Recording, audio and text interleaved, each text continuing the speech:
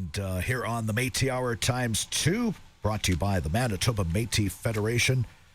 And the president is David Chartrand, and he's standing by right now. Fighting me again, Cowboy, always. It's always a great pleasure to speak to you. One of the hardest working people I know it is. Oh, good morning. And, well, Holly, it's great to hear you. And beautiful song. Thank you. Listening to Loretta Lynn. Then I got Patsy Cline hosting our show today. So you didn't play any of your Patsy Cline for me this morning, or hopefully this afternoon. At least one of them. I think you have a record of Patsy Cline, don't you? Cowboy? He said yes. Okay, let's play one of your Patsy Clines, man. Okay. Make a tear roll down my cheek. Aw, thank you. Anyways, I got lots to report on, so let me get going here. Don, let's start calling me. Don, if you're listening, I hope you're listening to the show. Hang up that phone. Okay, let's start off with, I just got home last night. I was in Vancouver, and so I had several meetings out there. One in particular was to go look at the archival documents we're purchasing. As I said, we end up buying I'd say a collection of over 50 years that this gentleman's been collecting. He had a bookstore out in Vancouver, and some of the stuff I saw was breathtaking.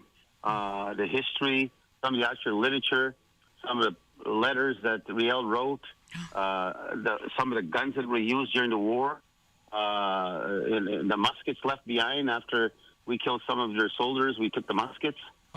So all types of stuff like you wouldn't believe. So it's going to be a sight to see. Of course, it'll be part of our Heritage Center.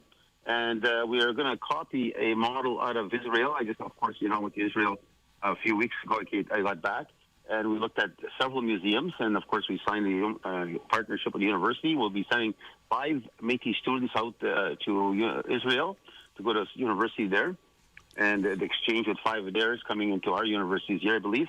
Oh, that's exciting. It's exciting. And there, of course, there's only a population of 9.4 million people, I believe, in Israel. We got 39 million people now, according to census, in our country. With that small population is the lead when it comes to IT, when it comes to building with software and programs. It is the lead in many aspects in the world. Jeez. And so they spend a lot of energy and investment into education, and that's what our cabinet is pushing here in my government, and we plan to do a lot and potentially even open our own IT school. Jeez. So these are some of the stuff we're talking about right now, but these are the future opportunities of jobs and creation of opportunity for a young generation. So again, the museum out there, it's called the Ben Kirian Museum, as an archive museum, and we're going to try to model that into this purchase we just made, and I can't wait to show that off once it's done. We believe we should be finished our museum by 2026 at Heritage Center, and it's going to be one of a kind, and it's going to be breathtaking for many, and an experience they'll never forget. They will go through it. So I can't wait, and the beauty of the design that I saw so far is stunning, and so I can't wait to showcase that to the world, not only to Canada, but definitely to our people. But now on other business, as I said, I just got back. We also had a meeting with a treaty consultation in Vancouver, packed house, no room in there, all packed. But it was well attended by so many of our citizens of Red River living in British Columbia now, and of course many actually shed tears that they're so proud to be home, so proud to be back to the Métis government, and they're so proud of us that we removed the boundary lines, that they don't exist no more. People can now get their citizenship card to the Métis government no matter where they live. Thank you, David. That's something that, like I said, some of the people shedding tears, the pride. They always wanted to come home, and were never allowed to come home because of the way the government set up, province by province by province, and not the way Riel visioned it by territory. So it's something very important to us to see and to hear. Mm-hmm. And of course, we're already starting programs for those citizens out there. We call it Beyond Borders because the borders were created by the provinces, like Manitoba, Saskatchewan, the boundary line. So we call them Beyond Borders. And so they are already receiving educational supports, and there'll be more and more programs shared with them. Of course, right now, most of their funding would go to the other provincial organizations like Métis Nation Alberta, Métis Nation of British Columbia. So we have to talk with Canada that they got to share that funds back to these people, because that is their funding that based on their population that they're sharing the wealth of opportunity. So, but the treaty consultations went well, unanimous support right again, and I know on June 34th this thing's going to pass without doubt, and it's going to become the future. And then in September, the plan is we will be in having our General Assembly. This is a special assembly on June 34th, but on September will be a General Assembly, and that's when either the Prime Minister, the Minister Miller, will be coming into our assembly to sign the treaty, and then they'll pass it through in Parliament and it becomes law in the land, and forever be standing there. And don't forget, in 1869, 1870, Riel was negotiating what was a promise by the time of Johnny MacDonald, that we're treating with the half-breeds. And that was, of course, Queen Victoria's request that they settle the uprising in half-breeds before they transfer the land to Canada or send the troops to help fight us in the West. So that was a condition placed by Queen Victoria against the Johnny MacDonald, and he had to abide with it, or he would not have access to the land, nor would he have access to, of course, the military to come and fight us. But again, the question sometimes we ask ourselves, whose land was it for anybody the right to sell? That was our land, First Nation land. That was lands belonging to us. And so, again, those are things we will fix up as we do further reconciliation in this country, and further catch up as we see happening across the country, where more and more courts are behind us and the politicians are coming behind us. And I think we do have the right government in power right now. I want to say that very proudly. We have a government that respects the United Nations, which is now passed in law. And, you know, that declaration means a lot. It carries a lot of weight. And then, of course, we've got now the Reconciliation Act and a lot of settlements happening. And speaking of settlements, we're negotiating our land claim right now. And that, of course, is going to be a massive settlement, which will be the future for the next generations to come. And that's something that Brandy and others will get to cherish and use.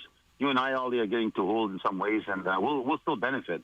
But we're not going to benefit to the degree the young generation will, because it'll change their future.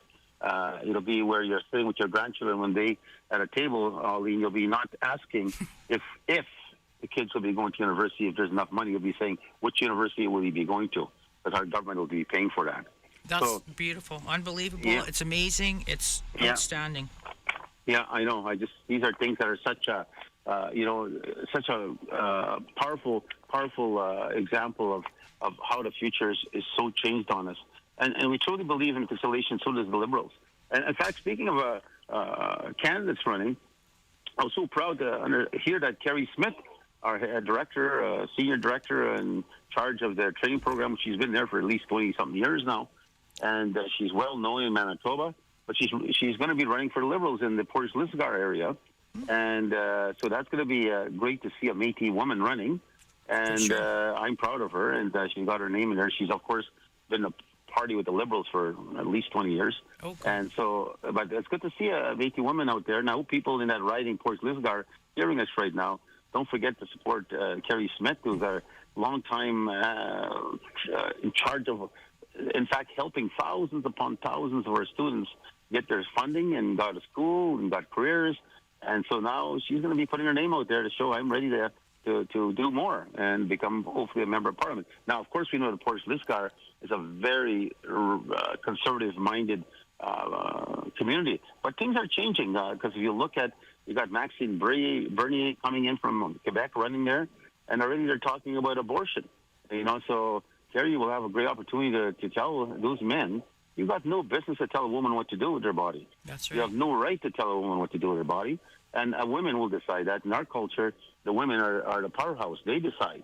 And women are always the bosses. And so, but for these non-Indigenous politicians running out there, they're already debating about changing laws to take away the rights of women. So Kerry will have something to run with there. I assure you, and many women, not only Métis and First Nation, there'll be other women in the non-Indigenous society thinking, well, I believe in what Kerry's saying. So I look forward to her. I'm very, very proud of her, and I hope she does well. And if not, she's still putting her name out, and that's something we should be very, very respectful to. Yes. Let me finish off some birthdays, because I got so many of them here today. I got a happy birthday to Donna Ace Fjord. Fjord. I hope I'm saying it right. She's the chair of Gimli Local and New Local. So I want to say happy birthday. Also, happy birthday to Lloyd Vermillion and Pat, his wife, of course, but Lloyd's birthday. He's 78, and he retired from the Federation some time ago. So happy birthday, Lloyd. Hope you're listening. Happy 51st birthday to Laurie Friesen, Post-Secondary Education Department, who's celebrating her birthday. Happy 83rd birthday to Métis veteran and Elder Jim Drosh out in Saskatchewan. Happy birthday is going out to 61-year-old Debbie Copley. I thought she was a lot younger than that. She looks damn younger than that. So, she's my age. She looks good for her age. Happy 43rd birthday to Robin Ginaya. Of course, my niece was celebrating her birthday. And then I got a few more here. Gloria's handing them out to me right now. Happy birthday is going out to Candace. That's Derek Danielson's fiance and one-day wife. And I want to say happy birthday is going out to my nephew Terry on May 25th. Happy birthday to Tammy and Vital as my granddaughter's boyfriend. Happy birthday to him. You better be listening, Vital, boy. If you do anything, I'll choke you if you touch my granddaughter. Anyways, I'm a very protective, as you know me always. Anyway, so happy birthday, Vital. He's part of a family now. Happy birthday to my grandson, Isaiah, and my great-grandson, Zaya. This weekend's their birthday. So, a whole lot of happy birthdays. I also want to say a special hi to Steve and his family. And Delilah, my wife, said, she has beautiful eyes. And they just popped in there from the colony of Buham, and very good, close relationship with the colonies. And I get along very well with the Buham colony. And they popped by this morning on their way to visit another colony. So I hope you drive safely, Steve, and find yourself safely back to your colony. Of course, they're not allowed to listen to the radio, and I hope somehow that they do listen to the radio for a few seconds while they're driving their truck. But anyways, I also want to say happy anniversary to Debbie and Rick Koppel. They're celebrating their anniversary on May 26th. Oh. So that's again, a whole whack of stuff that got out of my way with so many things happening. Now, let's get back to our treaty for a second.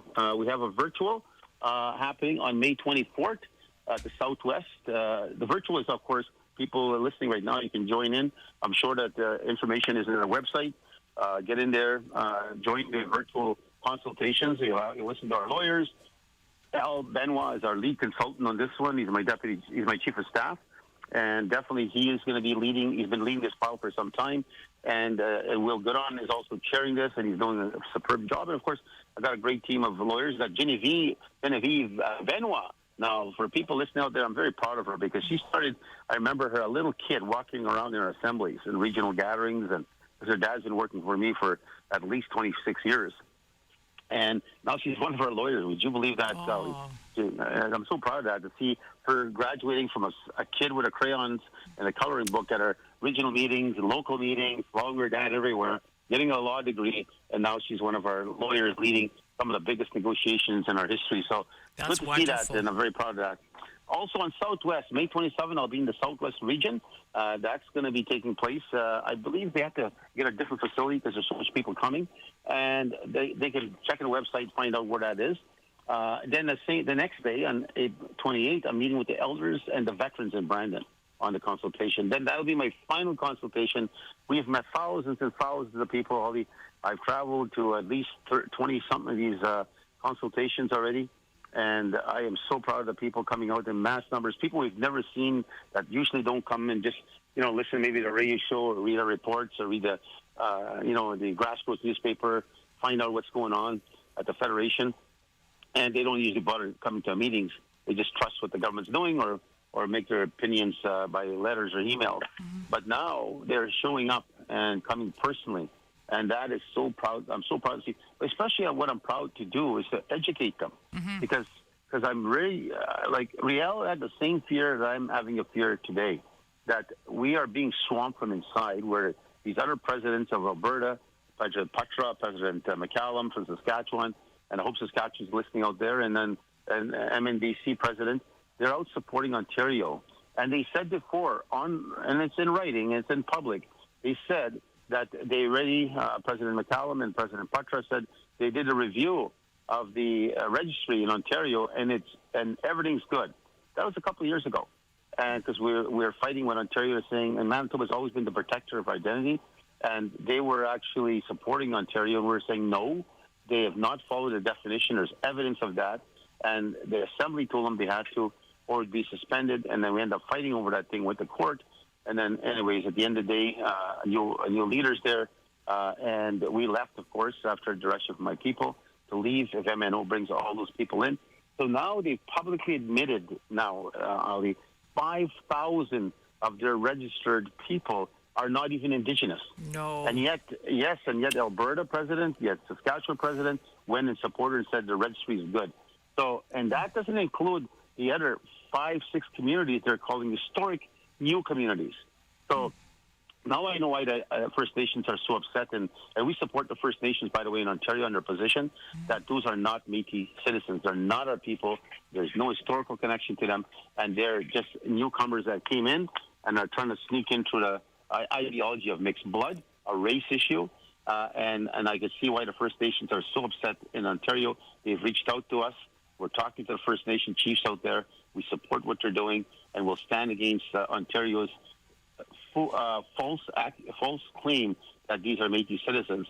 And the living proof is already they're showing that the 5,000 that are there are not even eligible, and the rest of the ones are bringing in the new community. Some of them were saying, Simcoe said that I think we'll have 50,000 in 10 years just at one community.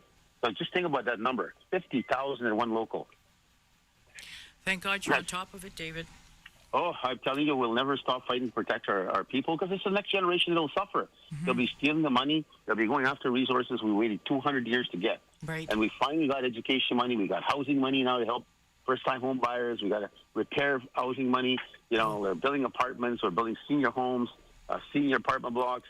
And here these people want to come in now and steal what we've been waiting for and paying for. Because don't forget, we've been paying billions in taxes throughout our existence as a people since taxation came to this country, and we never got our taxes or share back into the programs and services. Now we're negotiating the devolution of child family services. Well, now we're also negotiating the devolution of the new Métis healthcare in Canada, the first ever in the history of Canada. So you start looking at these things and then land claims, and then so that's why these people are all coming in. Before 1982, you never even heard of these people. Even after 1982, we changed the Constitution, you still never heard of them. But now that there's all these resources that are coming, these new opportunities, they're going to start stealing from our next generation, our young kids. And they're sure as hell. Not under your watch. Not under my damn watch. They'll have to kill me. and even after that, there'll be somebody following behind me. So, anyway, but another good news, we just did a further work while we were in Vancouver. We had our ISET meeting for 2 days, and I got a report on the Duck Mountain Youth Camp that's coming up. Mr. Janai, I don't know if somebody answered that question yet. He's the Minister, of course, for the Culture and Youth Camp. Not Culture, Youth Camp and Youth. And he actually gave us an update report. And the camp should be ready, they think, by August 1st. And if that's the case, then we're going to start taking, hopefully by the first or second week, we're going to take in our first tranche of youth to go into a camp. Oh. And we're already buying canoes. We're buying all kind of activities for them. Cultural training, education training, natural resource training, but to have fun at the same time. We're building big pits for fire at night, hot dog roast, and all the rest. Goodness.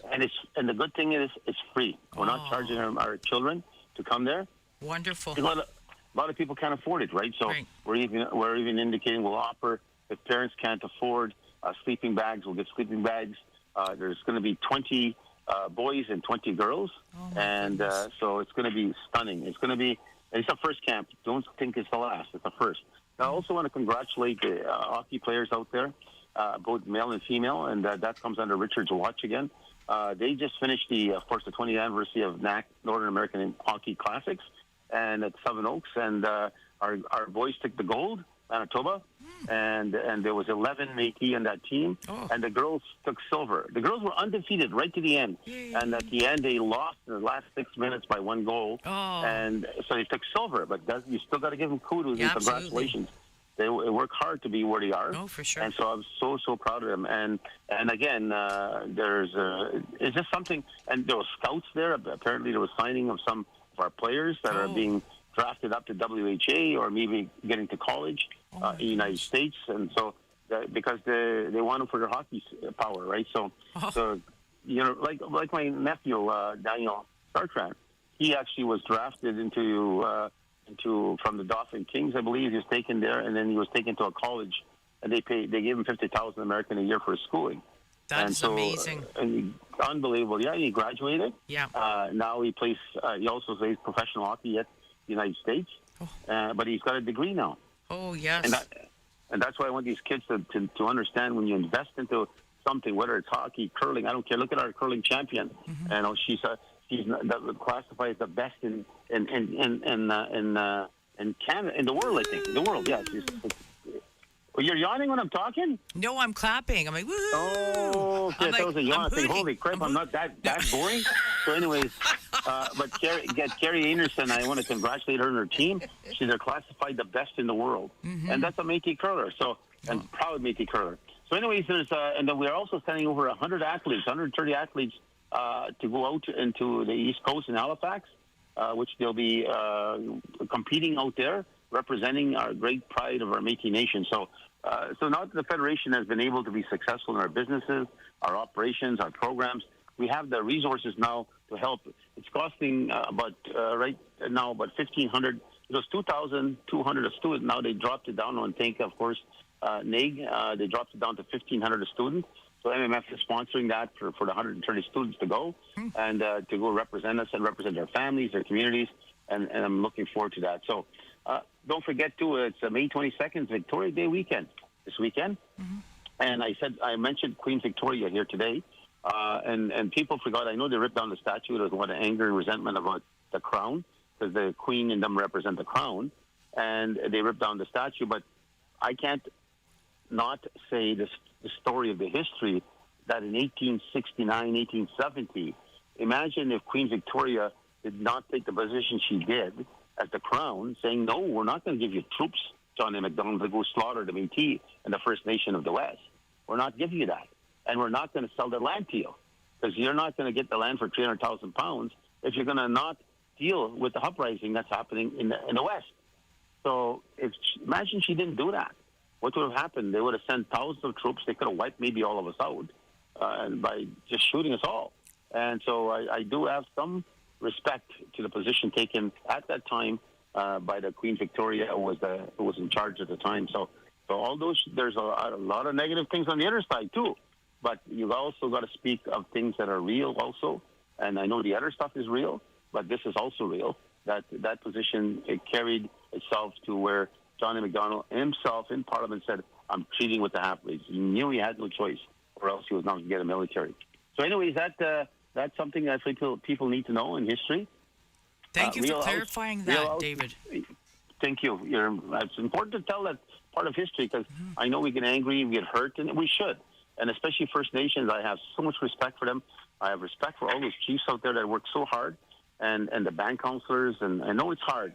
And I know they've been placed in a much difficult position than we are. And I think why we're so successful, the government of Canada, once they got the Indian Act and once they put the First Nations on reserve, they never wanted them to be educated. They wanted to keep them down. And that's the cycle that you see today, carrying itself generation after generation, where they don't own nothing because Indian Act owns all the lands and buildings and houses. And we were completely ignored and left out to fend for ourselves. So that's why the First Nations used to call it Katepindi Miswat. That means in Soto, the people that own themselves. And because we let no government own us. And at that time, of course, the First Nations were put in a very weak position over all the hardships and the struggles and the chicken pox and the blankets. You go back history, it's been a vicious cycle for them. But you can see they're hopefully finding their way out.